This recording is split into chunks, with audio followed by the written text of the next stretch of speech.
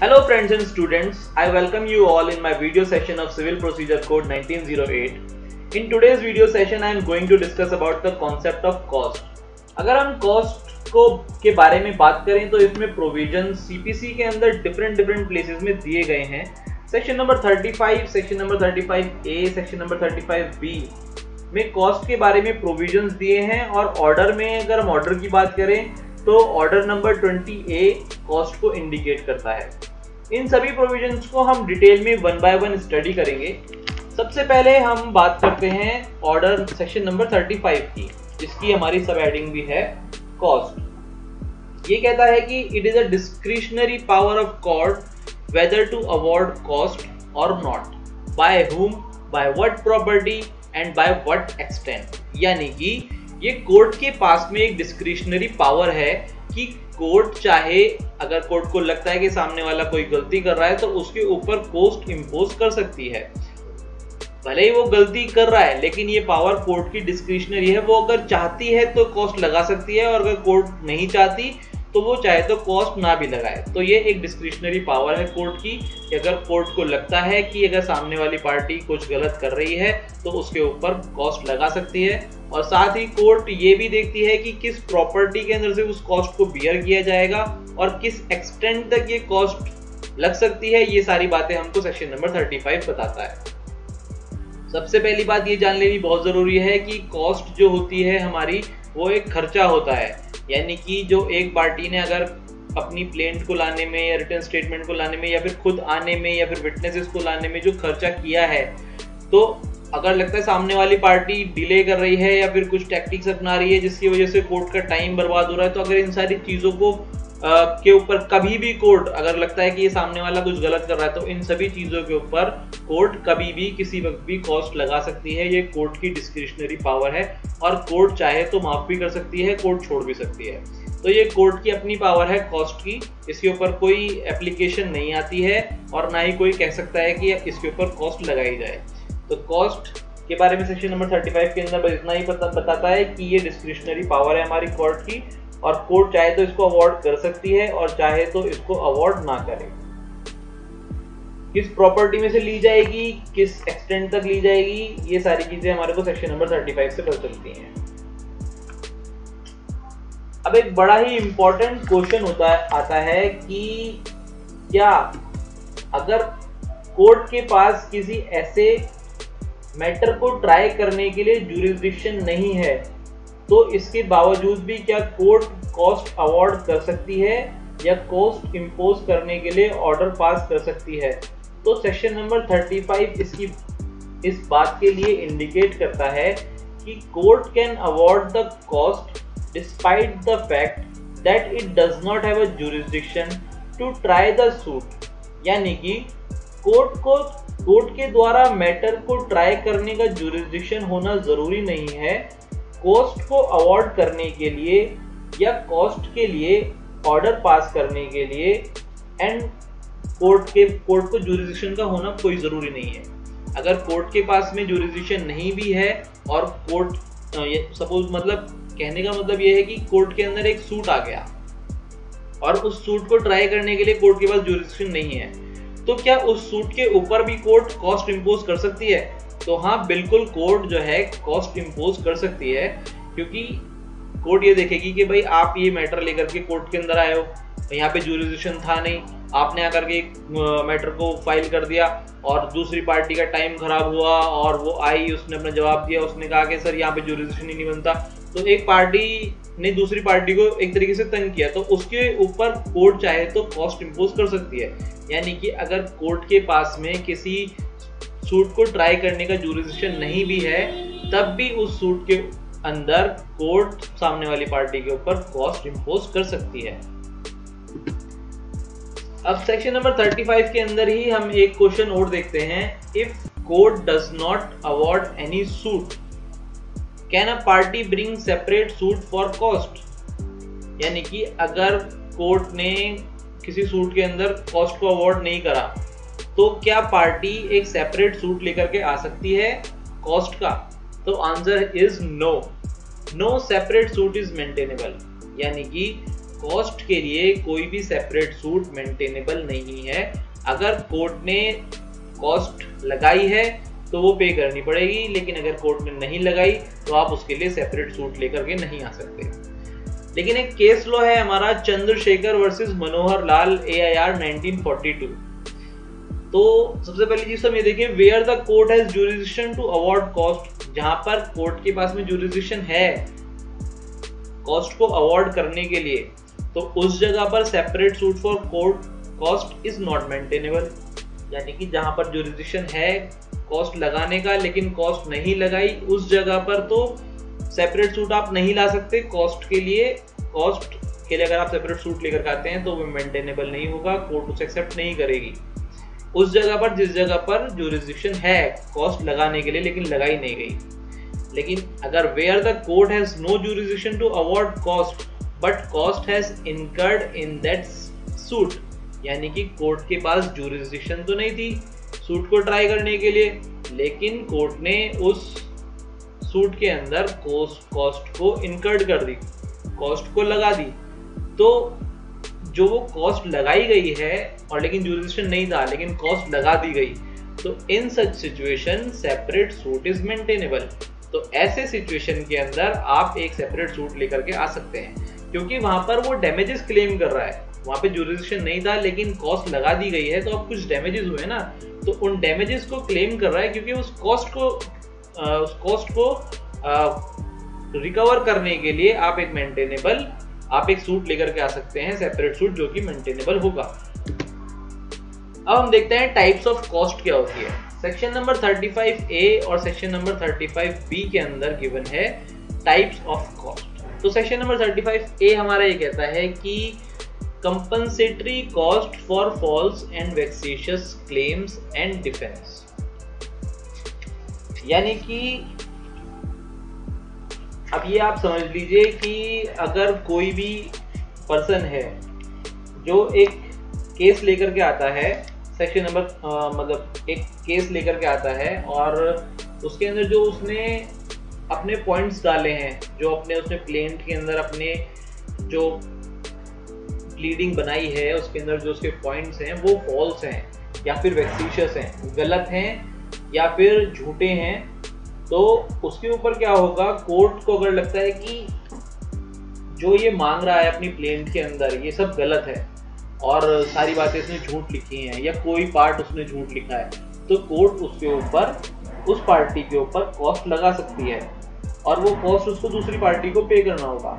तो ये तो हुई हमारी प्लेंट की बात। लेकिन सपोज कीजिए कि कोई अपनी प्लेंट लेकर के आता है और जो डिफेंडेंट होता है वो अपने डिफेंस के अंदर जो पॉइंट्स लिखता है वो फॉल्स या फिर वेक्सेशियस होते हैं, तो फिर डिपेंडेंट के ऊपर भी कॉस्ट लगाई जाती है। लेकिन ये बात याद रखनी है हमको कि ये डिस्क्रिशनरी पावर है, कोर्ट चाहेगा तो कॉस्ट लगाएगा और कोर्ट नहीं चाहती तो वो कॉस्ट नहीं लगाएगी। सीधी सी बात है कि अगर कोई पार्टी अपने क्लेम झूठे क्लेम लाती है या डिपेंडेंट अपने डिफेंस ले रहा है वो झूठे या फॉल्स या वेक्सेशियस हैं, तो उस जगह पर आपकी कॉस्ट लग जाएगी आपके ऊपर और आपको उसके लिए सामने वाली पार्टी को पे करना होगा। और ये इसके लिए आप एप्लीकेशन सेक्शन नंबर 35A के अंदर ये पावर दी जाती है कोर्ट को। यानी कि पहले कैटेगरी जो हमने हुई है वो थी कंपनसेटरी कॉस्ट की। दूसरी कैटेगरी जो है हमारी ये है section number 35B। Section number 35 में मेंशन है कॉस्ट फॉर कॉजिंग डिले। ये न्याय के हित में है कि ट्रायल जल्दी से जल्दी खत्म हो, मैटर जल्दी से जल्दी डिस्पोज ऑफ होना चाहिए और कोर्ट इस कॉन्टेक्स्ट में ये चेक जरूर करेगा कि अगर कोई भी पार्टी ट्रायल को डिले करती है या ट्रायल के डिस्पोजल के लिए डिले कर रही है, डिले टैक्टिक्स अपना रही है, ऐसी सिचुएशन में सेक्शन नंबर 35B में प्रोविजन मेंशन किए गए हैं कि कोर्ट ऐसी पार्टी के ऊपर कॉस्ट इंपोज कर सकती है। तो ये बेसिकली 2 टाइप्स की कॉस्ट हैं जो कोर्ट किसी पार्टी के ऊपर इंपोज कर सकती है। Now let us study section number 35A। Section number 35A में दिए हुए कंटेंट को अगर मैं डिटेल में स्टडी करूं, उसके पहले मैं कुछ इंपॉर्टेंट बात आपको बताना चाहता हूं। सेक्शन नंबर 35A कौन कौन से मैटर्स में अप्लाई होता है। सेक्शन नंबर 35A जो होता है हमारा किसी भी सूट में अप्लाई होता है और किसी भी अदर प्रोसीडिंग्स में अप्लाई होता है। लेकिन अदर प्रोसीडिंग्स के अंदर जिसमें एग्जीक्यूशन प्रोसीडिंग्स भी शामिल होती है, उसके ऊपर भी सेक्शन नंबर 35A हमारा अप्लाई होता है। सूट के अंदर अप्लाई हुआ, एग्जीक्यूशन के अंदर अप्लाई हुआ, और जो अदर प्रोसीडिंग्स होती हैं, जो हमारा जब ट्रायल चल रहा है तो उसमें जितनी भी प्रोसीडिंग्स होंगी उन सब के अंदर सेक्शन नंबर 35A लागू होता है।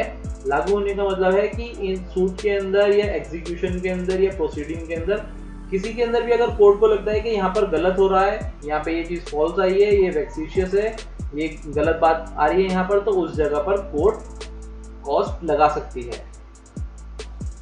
लेकिन section number 35 appeal and revision में अप्लाई नहीं होगा, क्योंकि सेक्शन नंबर 35 में स्पेशली मेंशन किया हुआ है that if any suit or other proceeding including execution proceeding but excluding an appeal or revision, which means वो सूट और अदर प्रोसीडिंग्स को तो इंक्लूड कर रहे हैं जिसमें कि एग्जीक्यूशन भी इंक्लूड है, लेकिन वो अपील और रिवीजन को सेक्शन नंबर 35A में इंक्लूड नहीं करते। तो इसलिए हम अपील और रिवीजन के बारे में बात नहीं करेंगे। हम सिर्फ सूट और ट्रायल में चलने वाली जितनी भी प्रोसीडिंग्स हैं जिसमें एग्जीक्यूशन भी इंक्लूड होता है उनके बारे में बात करेंगे। तो ये तो रही हमारी बात कि भाई सूट और एग्जीक्यूशन के अंदर हमारा नहीं होगा, ये सिर्फ हमारा सूट और एग्जीक्यूशन के अंदर होगा, और अदर प्रोसीडिंग्स होंगी उसके अंदर भी होगा, और जो हमारी अपील होंगी, जो हमारी रिविजन्स होंगी, उसके अंदर ये नहीं होगा। तो चलिए एक स्टेप और आगे बढ़ते हैं। अगर किसी भी प्रोसीडिंग या सूट में किसी पार्टी ने क्लेम या डिफेंस लिया है जो कि फॉल्स और वेक्सिशियस है, तो ऐसी सिचुएशन में कोर्ट अगर इस बात के लिए सेटिस्फाइड हो जाता है कि जो क्लेम और डिफेंस रेज किए गए थे वो वेक्सिशियस थे, वो फॉल्स थे, तो जो पार्टी इस एप्लीकेशन को माने कर नहीं कोर्ट को सेटिस्फाइड कर देती है, तो उसके फेवर में कोर्ट कॉस्ट पास करके ऑर्डर पास कर सकती है। अब एक क्वेश्चन ये आता है कि कोर्ट जो ये कॉस्ट अवॉर्ड कर रही है कितनी होनी चाहिए। तो हमारा जो सेक्शन नंबर 35A का सबसेक्शन 2 है वो हमें इस बात के बारे में बताता है कि जो कोर्ट अवॉर्ड कर रही है कॉस्ट, ये कितनी होनी चाहिए। तो सबसेक्शन 2 के अंदर मेंशन किया हुआ है कि no court shall make any such order for the payment of an amount exceeding ₹3000 और exceeding the limit of its pecuniary jurisdiction whichever amount is less. यानी कि कोर्ट 3000 से ज्यादा का कंपनसेशन कॉस्ट अवॉर्ड नहीं करेगी, लेकिन इसमें भी ये देखना पड़ेगा कि कोर्ट की जो पेक्यूनरी लिमिट है वो कितनी है। अगर कोर्ट का पेक्यूनरी लिमिट कम है तो ₹3000 से कम बेसिकली सेक्शन में कहा है कि 3000 या पेक्यूनरी लिमिट, इन दोनों में से जिसका अमाउंट कम होगा कोर्ट उतना ही amount compensation as a cost award करेगी। और अमाउंट ऑफ कॉस्ट के कॉन्टेक्स्ट में हाई कोर्ट कुछ रूल्स बना सकता है। अगर हाई कोर्ट चाहता है कुछ अलग से रूल्स बनाना कोर्ट इस कॉन्टेक्स्ट में, कॉस्ट के कॉन्टेक्स्ट में, तो हाई कोर्ट के पास में ये पावर है। सर्टेन कर सकता है कि कोई भी सबऑर्डिनेट कोर्ट कंपेंसेटरी कॉस्ट के रूप में कितना अमाउंट कॉस्ट के फॉर्म में दे सकती है। ये हाई कोर्ट भी डिसाइड कर सकती है थ्रू रूल्स। को हाई कोर्ट चाहे तो रूल्स बना सकती है अलग से कि आप कितना कॉस्ट उनके ऊपर इम्पोज कर सकते हैं। लेकिन जो बेसिकली सेक्शन नंबर 35A का सब सेक्शन 2 कहता है वो ये कहता है या तो कॉस्ट होगी 3000 रुपये से कम, या फिर होगी जितनी पेक्यूनरी लिमिट होगी कोर्ट की, उन दोनों में से जो चीजें दोनों में से जो भी कम होगा उतनी कोर्ट कॉस्ट अवॉर्ड कर सकती है। यानी कि सपोज कीजिए कि कोर्ट इम्पोज कर रही है कॉस्ट 3000 रुपये की, और लेकिन पेक्यूनरी लिमिट जो है 2000 रुपये की है, तो कॉस्ट जो पे करनी होगी वो 2000 रुपये पे करनी होगी। अब सेक्शन नंबर 35 ए का सबसेक्शन 3 हमारा ये कहता है कि compensatory cost do not exempt criminal liability, यानी कि कोई भी पर्सन जिसके खिलाफ कोई भी ऑर्डर पास किया गया है, यानी कि किसी पर्सन को कंपनसेटरी कॉस्ट पास करने के लिए अवार्ड किया गया है, तो इसका ये मतलब नहीं है कि उसके खिलाफ कोई भी क्रिमिनल लायबिलिटी एग्जिस्ट करती है। In respect of any claim और डिफेंस वो उससे भी एग्जेम्प्ट हो जाएगा। दोनों बातें अलग अलग हैं। Criminal liability is a separate liability. Civil liability हमारी कॉस्ट के अंदर आएगी, क्रिमिनल लायबिलिटी जो होगी वो सेपरेट रहेगी। अगर कोई कॉस्ट पे कर देता है उसका ये मतलब नहीं है कि जो क्रिमिनल लायबिलिटी है वो उसकी खत्म हो जाती है। And the civil liability is a different liability. Civil case में कोई भी लायबिलिटी अराइज करने से क्रिमिनल केस में जो भी लायबिलिटी है वो खत्म नहीं होती। यही सबसेक्शन नंबर 3 कहता है इस मामले में। अब हम आगे बढ़ते हैं अपने सेक्शन नंबर 35 बी के अंदर, जिसकी हमारी हेडिंग है कॉस्ट ऑफ कॉजिंग डिले। तो ये बात करता है कॉस्ट ऑफ कॉजिंग डिले की। अब जैसा कि वर्ड ही इंडिकेट कर रहा है कि कॉजिंग डिले, यानी कि इस मामले में हमको ये देखना है कि अगर कोई भी पार्टी डिले टैक्टिक्स अपना रही है तो कोर्ट के पास पावर है कि उसके ऊपर कॉस्ट लगा सकती है। अगर कोई भी पार्टी हमारी डिले टैक्टिक्स अपनाती है तो कोर्ट के पास पावर है कि वो उसके ऊपर कॉस्ट लगा दे। सेक्शन भी यही कहता है कि मान लीजिए कि कोर्ट ने कोई भी पर्टिकुलर डेट फिक्स की गई है कोर्ट में हियरिंग के लिए, और कोर्ट ने कोई पर्टिकुलर ऑर्डर पास किया गया है पार्टी कि आपको ये स्टेप लेने हैं, और पार्टी उस पर्टिकुलर डेट पे वो स्टेप्स नहीं लेती और फेल कर जाती है ऐसे स्टेप लेने के लिए। जैसे फॉर एग्जांपल मान लीजिए कोर्ट ने कहा आपको ये डॉक्यूमेंट फाइल करने हैं, आपको ये विटनेस को पेश करना है, और ये पार्टी क्या करती है ऐसे स्टेप्स को लेने के लिए एडजर्नमेंट ले लेती है, टाइम ले लेती है, नेक्स्ट डेट ले लेती है, या एविडेंस को प्रोड्यूस करने के लिए एडजर्नमेंट ले लेती है, यानी कि डिले टैक्टिक्स अपनाती है। तो कोर्ट क्या कर सकती है, कोर्ट ऐसे सिचुएशन में पार्टी एट डिफॉल्ट, यानी कि जो पार्टी एडजर्नमेंट ले रही है उसके ऊपर कॉस्ट लगा सकती है और उसे ये कह सकती है कि आप इतना अमाउंट दूसरी पार्टी को कॉस्ट के फॉर्म में दीजिए for the purpose of attending in the court in the next date. यानी कि कोई पार्टी, अगर एक पार्टी कोर्ट के अंदर आई है, दूसरी पार्टी डिले टैक्टिक्स अपना रही है, तो अब जो एक पार्टी आई है उसने अपना खर्चा किया है, अब वकील साहब को पैसा गया होगा, अब वो उसके आने में खर्चा हुआ होगा, काफ़ी सारी चीज़ों उसका टाइम बर्बाद होता है, तो और दूसरी पार्टी आई और आकर के एडजर्नमेंट लेके चली गई, तो कोर्ट क्या करेगी, जो पार्टी एडजर्नमेंट ले रही है, डिले टैक्टिक्स अपना रही है, उसके ऊपर कॉस्ट लगा देगी कि अब जब आप नेक्स्ट डेट पे आएंगे तब आप इस पार्टी को इतना कॉस्ट पे करेंगे। अब यहाँ पर बड़ी खास इंपॉर्टेंट बात ये भी है कि जो कॉस्ट लगाई गई है ये फर्दर प्रोसिक्यूशन को बार कर सकती है। समझ रहे हैं आप, यानी कि कोई जो फर्दर प्रोसिक्यूशन होगी, जो नेक्स्ट डेट हमारी आएगी, उसके ऊपर जो काम होना है, जो जैसे कि मान लीजिए कि कोई डॉक्यूमेंट लगाना है, कोई एविडेंस है, तो उसके ऊपर जो है बार लग जाएगा, कोर्ट उसके ऊपर बार लगा देगी कि जब तक आप इस कॉस्ट को पे नहीं कर देते तब तक आपका जो ये काम है वो नहीं होगा। मतलब जो डिफेंस वाला साइड है या फिर जो जिसको कॉस्ट पे करनी है उसकी तरफ से जो काम होने हैं वो चीज़ रुक जाएंगी, वो फर्दर प्रोसिक्यूशन रुक जाएंगे, उसके ऊपर एक बार लग जाएगी। यानी कि मान लीजिए प्रोसिक्यूशन के ऊपर या प्लेंटिफ के ऊपर ये जो कॉस्ट लगाई गई है और वो उसको पे नहीं करता, तो कोर्ट फर्दर सूट को कंटिन्यू करने के लिए बार लगा सकती है। इसी तरह से अगर कोर्ट ने ये ऑर्डर पास किया है कि डिपेंडेंट को आपको कॉस्ट पे करनी है, तो ऐसे सिचुएशन में अगर डिपेंडेंट कॉस्ट को पे नहीं करती तो कोर्ट उसके ऊपर भी कंडीशन लगा सकती है कि जब तक आप कॉस्ट पे नहीं करेंगे आप अपना डिफेंस पेश नहीं कर सकते। तो ये चीज़ें दोनों के ऊपर ही लागू होती हैं, चाहे वो प्लेंटिफ हो या डिपेंडेंट हो। अगर कॉस्ट लग गई है तो प्लेंटिफ अपना आगे जो फर्दर प्रोसिक्यूट करना है उसको अपने डॉक्यूमेंट्स देने, विटनेसेस लाने, एविडेंस देने, वो नहीं दे सकता। और अगर डिपेंडेंट के ऊपर लगी है तो डिपेंडेंट को अपनी रिटन स्टेटमेंट देनी है, अपनी रेप्लिकेशन देनी है, अपने रिप्लाई देने, अपने विटनेसेस लाने, तो वो सब वो नहीं कर सकता। तो यहाँ तक तो हमारी सेक्शंस की बात हुई। अब हम आगे बढ़ते हैं अपने ऑर्डर की तरफ। कॉस्ट को इंडिकेट किया गया है ऑर्डर नंबर 20A के अंदर भी। सेक्शंस को हमने पढ़ लिया, अब हम समझते हैं ऑर्डर नंबर 20A को। ऑर्डर 20A उन एक्सपेंसेस के बारे में बात करता है जिनको डिफरे करने के लिए कोर्ट कॉस्ट को अवॉर्ड कर सकती है।